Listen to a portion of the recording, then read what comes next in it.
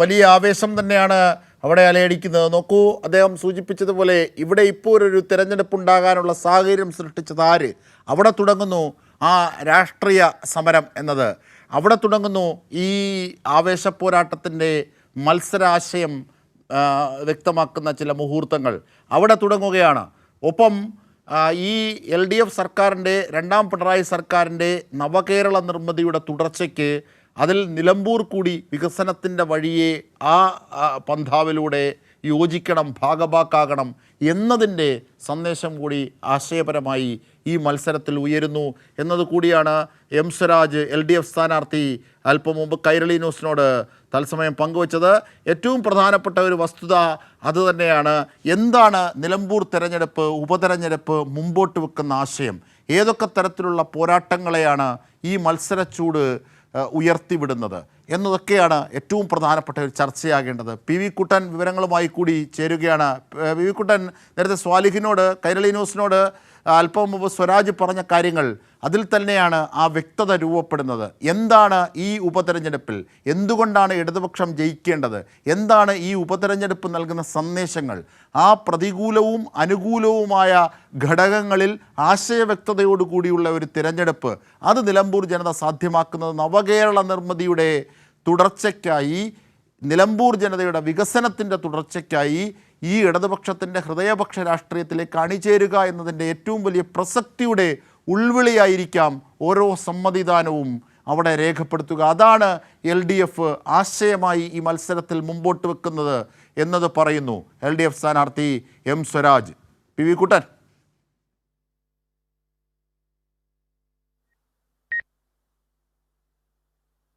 LDF സ്ഥാനാർത്ഥി M Swaraj, CPIM സംസ്ഥാന secretariat അംഗം എം സ്വരാജ്, നിലമ്പൂരിൻ്റെ മണ്ണിലേക്ക്, ജന്മനാടിലേക്ക് ഇതാ ഈ പാർലമെന്ററി പോരാട്ടത്തിന്, ഈ മത്സരത്തിനായി, നിലമ്പൂരിലെ ഉപതെരഞ്ഞെടുപ്പിനായി LDF സ്ഥാനാർത്ഥിയായി ഇതാ എത്തിയിരിക്കുകയാണ്. വലിയ ആവേശമാണ് ആ ജനത നിലമ്പൂരിൻ്റെ വീഥികളിലാകെ ഒരുക്കിയിരിക്കുന്നത്. മുദ്രാവാക്യം വിളികളുടെയും ആശ്ലേഷിപ്പുകളുടെയും കൈ ഉയർത്തി കാണിക്കലുടെയും അഭിവാദ്യം ചെയ്യലുടെയും ഒക്കെ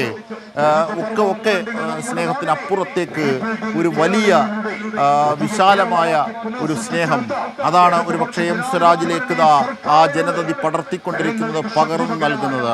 അതുതന്നെയാണ് LDF സ്ഥാനാർത്ഥിയെ സംബന്ധിച്ചുള്ള തൻ്റെ വിജയം എന്നത് കൂടി എം സ്വരാജ് സൂചിപ്പിക്കുന്നു. കാരണം സ്ഥാനാർത്ഥിയായ ഘട്ടത്തിൽ തന്നെ ഒന്നടങ്കം ഈ കുഞ്ഞാലിയുടെ മണ്ണ്, ഈ ജനത, ഈ നിലമ്പൂര് ഒന്നാകെ തന്നോടൊപ്പം നിന്നു എന്നത് തന്നെയാണ് തൻ്റെ അഭിമാനം, തനിക്കുള്ള അംഗീകാരം, തൻ്റെ മുന്നണിക്കും പാർട്ടിക്കുമുള്ള അംഗീകാരം, തൻ്റെ മത്സരത്തിനുള്ള അംഗീകാരം എന്ന് അല്പം മുമ്പ് സ്വരാജ് കൈരളി ന്യൂസിനോട് പറയുകയും ചെയ്തു. റോഡ് ഷോയുടെ വേളയിൽ തന്നെ, റോഡ് ഷോയുടെ വഴിമധ്യേ തന്നെ. നോക്കൂ, പടക്കം പൊട്ടിച്ചും മുദ്രാവാക്യങ്ങൾ വിളിച്ചും ബലൂണുകൾ എറിഞ്ഞും പുഷ്പങ്ങൾ വിതറിയും ചെങ്കൊടികൾ വീശിയും അഭിവാദ്യം ചെയ്തും കെട്ടിപ്പിടിച്ചും ഒക്കെയാണ്, മുദ്രാവാക്യങ്ങളിലൂടെയും ഒക്കെയാണ് അവരുടെ ഹൃദയസ്നേഹം അവർ പകർന്നു നൽകുന്നത് എം സ്വരാജിന്. അങ്ങനെ ചെങ്കൊടികൾ കൊണ്ട് ചുവന്നു വീണ ആ മണ്ണിലൂടെ ഇതാ എം സ്വരാജിൻ്റെ റോഡ് ഷോ അല്പാൽപ്പം നടന്നു നീങ്ങുന്നു. വലിയ ജനത സ്വരാജിന് അഭിവാദ്യവുമായി ഒപ്പമുണ്ട്. PV കുട്ടൻ ചേരുകയാണ്. PV കുട്ടൻ, എങ്ങനെയാണ് ആവേശം? നേരത്തെ സ്വരാജ് സൂചിപ്പിച്ചതുപോലെ ഈ ആശയ സമരത്തിൽ ഇടതുപക്ഷം തൻ്റെ സ്ഥാനാർത്ഥിത്വം അടക്കം മുമ്പോട്ട് വെക്കുന്ന ചില വിഷയങ്ങളുണ്ട്. ആ വിഷയങ്ങൾ എന്നത് ആശയ സമരത്തിൻ്റെതാണ്. നവകേരളത്തിൻ്റെ തുടർച്ചയ്ക്കുള്ള നിലമ്പൂർ ജനതയുടെ ഭാഗമാകലാണ്. അതൊക്കെയാണ് ഈ മത്സര രംഗത്ത് പ്രതിഫലിക്കുന്ന രാഷ്ട്രീയം. അദ്ദേഹം വ്യക്തമാക്കി. എന്തൊക്കെ PV കുട്ടൻ? ജിംഷാദ്, നേരത്തെ സ്വരാജ് പറഞ്ഞതുപോലെ യഥാർത്ഥത്തിൽ ഇതായിരുന്നില്ല റോഡ് ഷോ. ഇത് സ്വരാജിനുള്ള ഒരു സാധാരണ സ്വീകരണം മാത്രമാണ് ആ മണ്ഡലം കമ്മിറ്റി ഒരുക്കിയിരുന്നത്. ഉച്ചയ്ക്ക് 2:30 മണി മുതലാണ് നിലമ്പൂരിന്റെ ഗ്രാമനഗര ഹൃദയങ്ങളിലൂടെയുള്ള സ്വരാജിനെ ആനയിച്ചുകൊണ്ടുള്ള റോഡ് ഷോ പ്ലാൻ ചെയ്തിരുന്നത്. പക്ഷെ ഇവിടെ ഇപ്പോൾ നമ്മൾ കണ്ടു, ഇപ്പോൾ അവിടെ നിന്നും ഏതാണ്ട് ഒരു 1/2 കിലോമീറ്റർ മാത്രമാണ് മുന്നോട്ട് മാറാൻ സാധിച്ചത്. 3/4 മണിക്കൂറായി. ഒരു നഗരത്തിലേക്ക് ഇനിയും ദൂരമുണ്ട്. 10,000 നാടിന്റെ നാനാഭാഗത്തു നിന്നും. അത് ഏറ്റവും വലിയ പ്രത്യേകത എന്നുള്ളത് മണ്ഡലം കമ്മിറ്റി തീരുമാനിച്ചത് നിലമ്പൂരിലെ പ്രവർത്തകർ, നിലമ്പൂരിലെ അനുഭാവികൾ, നിലമ്പൂരിലെ ജനങ്ങൾ സ്വീകരിക്കാൻ എത്തണമെന്നാണ്. ഇപ്പോൾ ഇവിടെ കാണുന്നത് മുഴുവൻ നിലമ്പൂരിലെ ജനങ്ങളെ തന്നെയാണ്. 10,000 ഇവിടെ സ്വരാജിനെ വരവേൽക്കാൻ വേണ്ടി എത്തിയിരിക്കുന്നു. ഗ്രാമങ്ങളിൽ നിന്നും ഈ ഇവിടുത്തെ മറ്റ് പ്രദേശങ്ങളിൽ നിന്നും പഞ്ചായത്തിൽ നിന്നുമൊക്കെയായി 10,000 വളരെ നേരത്തെ തന്നെ സ്വരാജിനെ വരവേൽക്കുന്നതിന് വേണ്ടി നമ്മുടെ ആകാശ ദൃശ്യങ്ങൾ ഉൾപ്പെടെ കാണാൻ വേണ്ടി സാധിക്കും. ആ ചുവന്ന പതാകകളുമായി ചുവന്ന ബലൂണുകളും ഉയർത്തിക്കൊണ്ട് ഇങ്ങനെ ജനങ്ങൾ ഇങ്ങനെ ഒഴുകി സ്വരാജിന്റെ പിറകിൽ അണിനിരത്തിരിക്കുകയാണ്. അതിൽ യുവജനങ്ങളുണ്ട്, വിദ്യാർത്ഥികളുണ്ട്, ചെറിയ വോട്ടർമാരല്ലാത്ത കുട്ടികളുണ്ട്, അതോടൊപ്പം തന്നെ പ്രായമായവരുണ്ട്, സ്ത്രീകളുണ്ട്. അങ്ങനെ എല്ലാവരും സമൂഹത്തിന്റെ വിവിധ തുറകളിൽപ്പെട്ട 10,000 സ്വരാജിനെ വരവേൽക്കുന്നതിന് വേണ്ടി എത്തുന്നു. ഇത് തന്നെയാണ് ഈ തെരഞ്ഞെടുപ്പ് രംഗത്ത് LDF ഇന്നലെ സ്ഥാനാർത്ഥിയെ പ്രഖ്യാപിച്ചപ്പോൾ തന്നെ CPM സ്ഥാനാർത്ഥിയായി എം സ്വരാജിനെ പ്രഖ്യാപിച്ച ഘട്ടത്തിൽ തന്നെ ഇവിടെ മേൽക്കൈ സ്വാഭാവികമായും LDFന് വരുന്ന രീതിയിലാണ്. അത് നമുക്കറിയാം. സ്വരാജിന്റെ സ്ഥാനാർത്ഥിത്വം വന്ന ഘട്ടത്തിൽ CPIMന്റെയോ LDFന്റെയോ പ്രവർത്തകരോ നേതാക്കളോ മാത്രമല്ല, സമൂഹത്തിന്റെ നാനാ തുറകളിൽപ്പെട്ട എഴുത്തുകാർ, സാംസ്കാരിക പ്രവർത്തകർ, അതൊന്നും CPIMുമായി ചേർന്ന് നിൽക്കുന്നവരൊന്നുമല്ല. പക്ഷെ അവരൊക്കെയും സ്വരാജ് സ്ഥാനാർത്ഥിയാണെന്ന് അറിഞ്ഞപ്പോൾ വലിയ രീതിയിലുള്ള സന്തോഷം പ്രകടിപ്പിക്കുന്നു. സ്വരാജ് നിയമസഭയിലെത്തേണ്ട ചെറുപ്പക്കാരനാണെന്ന് പറയുന്നു. അദ്ദേഹത്തിന്റെ മുൻകാല പ്രവർത്തനങ്ങൾ, നിയമസഭക്കകത്ത് അദ്ദേഹം നടത്തിയ ഇടപെടലുകൾ, അദ്ദേഹത്തിന്റെ നിയമസഭാ പ്രസംഗങ്ങളൊക്കെ നമ്മൾ ഇപ്പോഴും യൂട്യൂബിലൊക്കെ സാമൂഹ്യ മാധ്യമങ്ങളിലൊക്കെ വൈറലാണ്. അതോടൊപ്പം തന്നെ അദ്ദേഹത്തിന്റെ മറ്റ് പ്രസംഗങ്ങൾ, കവിതകൾ, എഴുത്തുകളൊക്കെ അതിമനോഹരമായ രീതിയിൽ സാഹിത്യ സാംസ്കാരിക മേഖലയിൽ ഇടപെടുന്ന ഒരു ചെറുപ്പക്കാരൻ. അതോടൊപ്പം തന്നെ അനീതികൾക്കെതിരെ അതിശക്തമായ രീതിയിൽ, വർഗീയതക്കെതിരെ ഉറച്ച ഭാഷയിൽ പ്രതികരിക്കുന്ന CPIMന്റെ കരുത്തനായ നേതാവ്. അങ്ങനെ ഒരുപാട് വിശേഷണങ്ങളുള്ള എം സ്വരാജ് നിലമ്പൂർ സ്ഥാനാർത്ഥിയായി എത്തുമ്പോൾ അക്ഷരാർത്ഥത്തിൽ നാട് മുഴുവൻ സ്വരാജിനെ നെഞ്ചേറ്റിക്കൊണ്ടിരിക്കുന്നു. അതിന്റെ ആദ്യ കാഴ്ചയാണിത്. ഇന്നലെ തന്നെ നമ്മൾ കണ്ടു.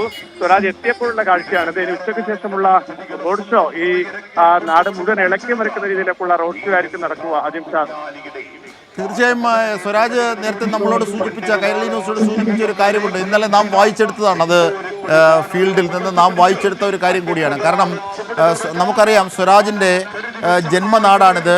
അദ്ദേഹം രാഷ്ട്രീയ ജീവിതം തുടങ്ങിയത് ഇവിടെ നിന്നാണ്. അദ്ദേഹത്തിൻ്റെ വിദ്യാഭ്യാസവും ബാല്യവും ഒക്കെ തുടങ്ങിയത് അവിടെ നിന്നാണ്. അദ്ദേഹത്തിൻ്റെ ജന്മനാടാണ്. പലരെയും വ്യക്തിപരമായി അറിയാം. തൻ്റെ കക്ഷി രാഷ്ട്രീയത്തിന് അതീതമായ തനിക്കുള്ള ഒരു പിന്തുണ അദ്ദേഹം വായിച്ചെടുത്തത്. തനിക്കറിയാവുന്ന പലരും, തൻ്റെ രാഷ്ട്രീയത്തോട് ചേർക്കാതെ നിന്നിരുന്ന പലരും ഇന്ന് ഇവിടെ തനിക്കും തൻ്റെ മുന്നണിക്കും പിന്തുണയായി അവിടേക്ക് എത്തിയിരിക്കുന്നു. അവരെ പലരെയും വ്യക്തിപരമായി അറിയാം എന്ന് എം സ്വരാജ് പറഞ്ഞു. അതായത് കക്ഷി രാഷ്ട്രീയത്തിന് അതീതമായൊരു പിന്തുണയെന്ന് നാം നിരീക്ഷിച്ചത്, വായിച്ചെടുത്തത് ശരിയാണ്. അത് സ്വരാജ് സമ്മതിക്കുന്നു, സ്വരാജിനും ബോധ്യമാകുന്നു എന്നുള്ളതാണ്. PV കുട്ടൻ. അജിംഷാദ്, നമ്മളിവിടെ തെരഞ്ഞെടുപ്പിന്റെ ഈ കവറേജുമായി ബന്ധപ്പെട്ട് വളരെ നേരത്തെ ദിവസങ്ങൾക്ക് മുമ്പ് തന്നെ ഇവിടെ ഉണ്ട്. ആ ഘട്ടത്തിലൊക്കെ തെരഞ്ഞെടുപ്പിന്റെ ചുമതലക്കാരനായി എം സ്വരാജും ഇവിടെ ഉണ്ടായിരുന്നു. സംസ്ഥാന സെക്രട്ടറി അംഗം നിലയിൽ സ്വരാജിനായിരുന്നു മണ്ഡലത്തിലെ ചുമതല. ആ ഘട്ടത്തിൽ തന്നെ നമ്മൾ സ്വരാജിന്റെ കൂടെയൊക്കെ പോകുന്ന ഘട്ടത്തിലേക്ക് അദ്ദേഹം ഇവിടുത്തെ നാട്ടുകാരുമായി ഇടപഴകുന്നതും ഇവിടെയുള്ള ബന്ധങ്ങൾ നമുക്ക് വളരെ വ്യക്തമാണ്. അദ്ദേഹത്തിന്റെ വിദ്യാർത്ഥി പ്രസ്ഥാന കാലഘട്ടം മുതൽ നിലമ്പൂർ എന്ന് പറയുന്ന ഒരു ചെറിയൊരു ഗ്രാമപ്രദേശമാണ്, മലയോര മേഖലയാണ്. ഇവിടെയുള്ള ജനങ്ങൾക്കിടയിൽ അദ്ദേഹത്തിന് വലിയ ബന്ധം പണ്ട് മുതലുണ്ട്. ഇവിടെയുള്ള സ്കൂളിലെ SFI യൂണിറ്റ് സെക്രട്ടറിയായി പ്രവർത്തിച്ച് അവിടെ, അതോടൊപ്പം തന്നെ കോളേജിൽ SFIയുടെ നേതാവായി, അതോടൊപ്പം തന്നെ യൂണിവേഴ്സിറ്റി യൂണിയൻ കൗൺസിലറായി 2 തവണ ചുങ്കത്തറ കോളേജിൽ നിന്നും വിജയിക്കുന്നു. അതിന് ശേഷം യൂണിവേഴ്സിറ്റി യൂണിയൻ ചെയർമാനാവുന്നു. ഇവിടുത്തെ കാലിക്കറ്റ് യൂണിവേഴ്സിറ്റി യൂണിയൻ ചെയർമാനാവുന്നു. ഇവിടുത്തെ SFIയുടെ ജില്ലാ നേതാവാകുന്നു. പിന്നീട് സംസ്ഥാന ഭാരവാഹിയാവുന്നു. അപ്പോഴൊന്നും അദ്ദേഹം നിലമ്പൂരുമായുള്ള ഒരു ആത്മബന്ധം കൈവെടിഞ്ഞിരുന്നില്ല. അദ്ദേഹത്തിന്റെ അച്ഛനെയൊക്കെ നമ്മൾ ഇന്ന് രാവിലെ കണ്ട് സംസാരിച്ചപ്പോഴും എന്ത് തിരക്കുണ്ടായാലും ഒരാഴ്ച പുറത്താണെങ്കിൽ പോലും അങ്ങനെ ഇടയ്ക്കിടയ്ക്ക് ആഴ്ചയിൽ 1-2 തവണയെങ്കിലും വീട്ടിലേക്ക് വരുന്ന, നാട്ടിലേക്ക് വരുന്ന നാട്ടുകാരുമായി സൗഹൃദം പങ്കിടുന്ന ഒരു ബന്ധം എം സ്വരാജിനുണ്ട്. അപ്പൊ അതുകൊണ്ട് തന്നെ ഈ നാട്ടിലെല്ലാവർക്കും UDFന്റെ പ്രവർത്തകരായാലും നേതാക്കളായാൽ പോലും സ്വരാജുമായി അവർ പറയുമ്പോൾ തന്നെ നമുക്ക് രാഷ്ട്രീയപരമായ വിയോജിപ്പുകൾ ഉണ്ടാവുമെങ്കിലും വ്യക്തിപരമായി വളരെ അടുത്ത സൗഹൃദം സൂക്ഷിക്കുന്നു. അങ്ങനെയുള്ളൊരു രാഷ്ട്രീയ പ്രവർത്തനം കൂടിയാണ് സ്വരാജ്. നാടിനെ മറക്കാത്ത ഏത് തിരക്കിനിടയിലായാലും ഇവിടെ വരുന്ന, ഇവിടെയുള്ള സുഹൃത്തുക്കളുമായി സൗഹൃദം പങ്കിടുന്ന അങ്ങനെ ഒരു ചെറുപ്പക്കാരനാണ്. ഇവിടെ ദുരന്തം നടന്നപ്പോൾ, അല്ലെങ്കിൽ കഴിഞ്ഞ നമുക്കറിയാം പ്രളയകാലത്തൊക്കെ ഇവിടെ ദുരിതാശ്വാസ പ്രവർത്തനങ്ങൾക്ക് നേതൃത്വം വഹിക്കുന്നതിന് ഇവിടേക്ക് ഓടിയെത്തിയിരുന്ന നേതാവാണ് സ്വരാജ്. അതിന് ഏകോപനം നടത്തിയ നേതാവാണ്. ഈ മണ്ഡലത്തിന്റെ വികസനത്തിന് വേണ്ടി ഉൾപ്പെടെയുള്ള പ്രവർത്തനങ്ങൾ നടത്തിയ ആളാണ്. അതുകൊണ്ട് അതെല്ലാം ഈ തെരഞ്ഞെടുപ്പിൽ അദ്ദേഹത്തിന് വലിയ അനുകൂല ഘടകമായി, LDFനും അനുകൂല ഘടകമായി വന്നു ചേരുമെന്നുള്ളതാണ് പൊതുവെയുള്ള വിലയിരുത്തൽ. തീർച്ചയായും അത്തരത്തിലുള്ള ഒരു വിലയിരുത്തലുകളെ ശരിവെക്കുന്ന ആവേശം തന്നെയാണ് നമുക്കും അവിടെ വായിച്ചെടുക്കാനാകുന്നത്, അല്ലേ? കാരണം 1/2 കിലോമീറ്റർ കടക്കാൻ മണിക്കൂറുകൾ എടുക്കുന്നൊരു സാഹചര്യം. കാരണം നിലമ്പൂരിൻ്റെ ഗ്രാമീണ വീഥികൾ പോലും ഒരു നഗരത്തിന് സമാനമായ തിരക്കിലേക്ക് അല്ലെങ്കിൽ അതിൻ്റെ ജനനിബിഡതയിലേക്ക് എത്തിപ്പെടുകയാണ്. കാരണം അത് എം സ്വരാജ് എന്ന ആ സ്ഥാനാർത്ഥിക്ക് LDFന് ഉള്ള വലിയൊരു അംഗീകാരമായി നമുക്ക് ഈ ഘട്ടത്തിൽ വായിച്ചെടുക്കാവുന്നതാണ്. മാത്രമല്ല നിലമ്പൂർ ജനതയ്ക്ക് അരിവാൾ ചുറ്റിക നക്ഷത്രത്തിൽ വോട്ട് ചെയ്യാനൊരു അവസരം ലഭിച്ചു എന്നത് അതും ഒരുപക്ഷെ CPIMനും ഇടതുപക്ഷത്തിനും അനുകൂലമായൊരു ഘടകമായി നമുക്ക് വായിച്ചെടുക്കാം പുറത്തു നിന്നുള്ള മാധ്യമ നിരീക്ഷണത്തിൽ. എങ്ങനെ തോന്നുന്നു PV കുട്ടൻ? സ്വാഭാവികമായും അജിംഷാദ് അരിവാൾ ചുറ്റിക നക്ഷത്രം അടയാളത്തിൽ എം സ്വരാജിനെ പോലെയുള്ളൊരു നേതാവ്, ഒരു കരുത്തനായ യുവജന നേതാവ് നിലമ്പൂരുകാരൻ കൂടിയായി ഇവിടെ നിന്നും രാഷ്ട്രീയ പ്രവർത്തനം നടത്തി സംസ്ഥാനമെമ്പാടും അറിയപ്പെടുന്ന, സംസ്ഥാനമെമ്പാടും സൗഹൃദ വലയം സൃഷ്ടിക്കുന്ന ഒരു നേതാവ് ഇവിടെ വന്ന് നിലമ്പൂരിൽ പാർട്ടി ചിഹ്നത്തിൽ മത്സരിക്കുമ്പോൾ സ്വാഭാവികമായും ഇവിടുത്തെ പാർട്ടിക്കാർക്ക് അതൊരു വലിയ ആവേശം തന്നെയാണ്. കഴിഞ്ഞ കുറേ ദിവസങ്ങളായി ഇവിടെയുള്ള ജനങ്ങളുമായൊക്കെ സംസാരിക്കുമ്പോൾ അവരുടെയൊക്കെ ആദ്യത്തെ ചോയ്സ് സ്ഥാനാർത്ഥി ആരാകുമെന്നൊക്കെ ചോദിക്കുമ്പോൾ ആദ്യത്തെ ചോയ്സ് എം സ്വരാജ് ആകണേ എന്നുള്ളതാണ് അവരുടെയൊക്കെ ഒരു ചോയ്സ് ഉണ്ട്. പക്ഷെ ആ ചോയ്സ് അറിഞ്ഞുകൊണ്ട് പാർട്ടി സ്വരാജിനെ സ്ഥാനാർത്ഥിത്വത്തിലേക്ക് കൊണ്ടുവരുന്നു. അപ്പൊ അതുണ്ടാക്കുന്ന ഒരു ആവേശം ഇവിടുത്തെ യുവജന പ്രവർത്തകരായാലും പൊതു മണ്ഡലത്തിലായാലും CPIMന്റെയോ LDFന്റെയോ മേഖലയിൽ മാത്രമല്ല മറ്റ് പൊതുയിടങ്ങളിൽ പോലും സ്വരാജിനെ പോലുള്ള ഒരു ചെറുപ്പക്കാരൻ, കാരണം അദ്ദേഹം പല ഘട്ടങ്ങളിലായി പല വിഷയങ്ങളിൽ സ്വീകരിച്ച നിലപാടുകൾ ഈ കേരളീയ സമൂഹത്തിന് മുന്നിലുണ്ട്. വർഗീയതക്കെതിരെ രാജ്യം മുഴുവൻ വർഗീയത ശക്തി പ്രാപിക്കുന്ന ഘട്ടത്തിൽ കേരളത്തിൽ വലിയൊരു പ്രതിരോധം തീർക്കുന്നത് കേരളത്തിലെ LDFും ഇടതുമുന്നണി LDF സർക്കാരും CPIM ഒക്കെയാണ്. അപ്പൊ അതിന് സ്വരാജ് നൽകുന്ന സംഭാവന വലുതാണ്. അദ്ദേഹത്തിന്റെ പ്രസംഗങ്ങൾ, അദ്ദേഹത്തിന്റെ അയവില്ലാത്ത കാർക്കശ്യമായ നിലപാടുകളൊക്കെ ആ വിഷയത്തിനകത്തുണ്ട്. അതോടൊപ്പം തന്നെ കേരളം കണ്ട സമാനതകളില്ലാത്ത UDF സർക്കാരിന്റെ കാലത്തെ അഴിമതിക്കെതിരെ നടത്തിയ സമരങ്ങൾ, വിദ്യാഭ്യാസ കച്ചവടത്തിനെതിരെ നടത്തിയ സമരങ്ങൾ, അതൊക്കെ ഒരു ആർജവമുള്ളൊരു യുവജന നേതാവാക്കി എം സ്വരാജിനെ മാറ്റിയെടുത്തതിൽ വലിയ പങ്ക് വഹിച്ചതാണ് ഈ സമരങ്ങളൊക്കെ. ആ സമരത്തിൽ പങ്കെടുത്ത കോഴിക്കോട്ടെ സ്വാശ്രയ സമരത്തിലൊക്കെ പങ്കെടുത്തുകൊണ്ട് ദീർഘകാലം ജയിലിൽ കിടന്ന സ്വരാജിന്റെ ഒരു അനുഭവം, അങ്ങനെ നിരവധിയായ ഈ പൊതുപ്രവർത്തന രംഗത്ത് ചെറിയ പ്രായത്തിൽ തന്നെ നിരവധിയായ അനുഭവങ്ങളുള്ള നേതാവാണ് എം സ്വരാജ്. അതുകൊണ്ട് തന്നെ അദ്ദേഹം ഈ നിലമ്പൂരിലേക്ക് സ്വന്തം നാട്ടിലേക്ക് വരുന്നു, ഇവിടെ മത്സരിക്കാൻ എത്തുമ്പോൾ അതൊരു വലിയ ആവേശം ഇവിടുത്തെ ഇടതുമുന്നണി പ്രവർത്തകർ ഉണ്ടാക്കിയിട്ടുണ്ട്. അതോടൊപ്പം തന്നെ UDFനകത്ത് അതൊരു വലിയ അങ്കലാപ്പ് കൂടിയാണ്. സ്വരാജുമായി സൗഹൃദമുള്ള ഒരുപാട് UDFന്റെ പ്രവർത്തകരുണ്ട്. പക്ഷെ അവരുടെയൊക്കെ ഉൾപ്പെടെ വോട്ടുകൾ സ്വരാജിന് ലഭിച്ചേക്കാം എന്നുള്ളതിൽ ഒരു അത്ഭുതപ്പെടേണ്ടതില്ല. അതോടൊപ്പം തന്നെ നിഷ്പക്ഷരായ വോട്ടർമാരുടെ വോട്ടുകൾ, അങ്ങനെ ഒരു വലിയ രീതിയിലുള്ള ഒരു ആവേശം ഈ തെരഞ്ഞെടുപ്പ് നമുക്ക് സമീപകാലത്തൊന്നും കാണാത്ത അത്രയും വലിയൊരു ആവേശത്തിലേക്ക് ഈ തെരഞ്ഞെടുപ്പ് നീങ്ങുകയാണ് അജിംഷാദ്. അതിന്റെ ദൃശ്യങ്ങൾ നമുക്ക് കാണാൻ വേണ്ടി സാധിക്കുന്നുണ്ട്. തീർച്ചയായും അത് തന്നെയാണ്. കാരണം വാക്കിലും നോക്കിലും പ്രവൃത്തിയിലും ഒക്കെ മതേതരത്വത്തിനും ജനാധിപത്യത്തിനും അനീതികൾക്കെതിരെയും കേരളമെന്ന ആശയത്തിനായും ഒക്കെ നിലകൊണ്ട വ്യക്തിത്വമാണ് എം സ്വരാജ്. അതുകൊണ്ടാണ് ഈ ചെറുപ്പത്തിൽ തന്നെ ഇത്രയേറെ വലിയൊരു അംഗീകാരം അദ്ദേഹത്തിന് ഈ സമൂഹം, ഈ നാട് നൽകുന്നത്. അത് നാം കണ്ടറിഞ്ഞതാണ്, തൊട്ടറിഞ്ഞതാണ്. അതാണ് അവിടെ കൂടിയ ആവേശത്തിൻ്റെ ഒരു ഭാഗവും. ഒരുപക്ഷെ LDFും CPIMും ഒക്കെ ഉയർത്തുന്ന ആശയ സമരത്തോടുള്ള പിന്തുണ എന്നതിനൊപ്പം തന്നെ ചേർത്ത് വെക്കാവുന്ന ഒന്നാണ്, നമുക്ക് നിരീക്ഷിച്ചാൽ മനസ്സിലാകും. അപ്പോൾ ഇങ്ങനെയൊക്കെയുള്ളൊരു ഘട്ടം പറയുമ്പോൾ തന്നെയാണ് UDF ഈ ഘട്ടത്തിൽ എത്തിപ്പെട്ടിരിക്കുന്ന പ്രതിസന്ധി. കാരണം ഇവിടെ ഒരു ഉപതെരഞ്ഞെടുപ്പിനുള്ള സാധ്യത സൃഷ്ടിച്ച PV അൻവർ തന്നെ UDFുമായി ചേർന്ന് നടത്തിയ പല വിധത്തിലുമുള്ള പ്രശ്നങ്ങൾ ഒരു ആഭ്യന്തര സംഘർഷമായി മാറുന്നു. ആ ആന്തരിക വൈരുദ്ധ്യങ്ങൾ അവരെ കൂട്ടിമുട്ടിക്കുകയാണ്, അവരെ ആടി ഉലപ്പിക്കുകയാണ്. ഇങ്ങനെ ഒരു ഘട്ടത്തിൽ PV അൻവർ ഇപ്പോഴും ഈ നിമിഷവും പല വിധത്തിലും UDFനോട് ഭീഷണിയുമായി നിൽക്കുകയാണ്, കോൺഗ്രസിനോട് ഭീഷണിയുമായി നിൽക്കുകയാണ്. അപ്പോൾ അവരുടെ ആ ഒരു അന്തർധാര തെറ്റി.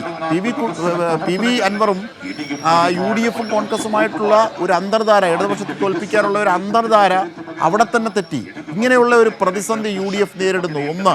രണ്ട്, ആര്യാടൻ ഷൗക്കത്ത് എന്ന UDF സ്ഥാനാർത്ഥി ജയിക്കാനുള്ള സാധ്യതകളില്ല, അതിന് വസ്തുതാപരമായ പല ഘടകങ്ങളുമുണ്ട് എന്ന് പറഞ്ഞത് PV അൻവറാണ്. PV കുട്ടൻ, ആ PV അൻവർ തന്നെ അത്തരത്തിൽ കാര്യങ്ങൾ വെളിപ്പെടുത്തിയിരിക്കുന്നു.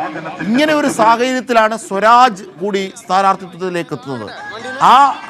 ആ ശാക്തിക ബലാബലത്തിൻ്റെ പോരാട്ടത്തെ എങ്ങനെയാണ് നമുക്ക് വിലയിരുത്താനാകുന്നത്?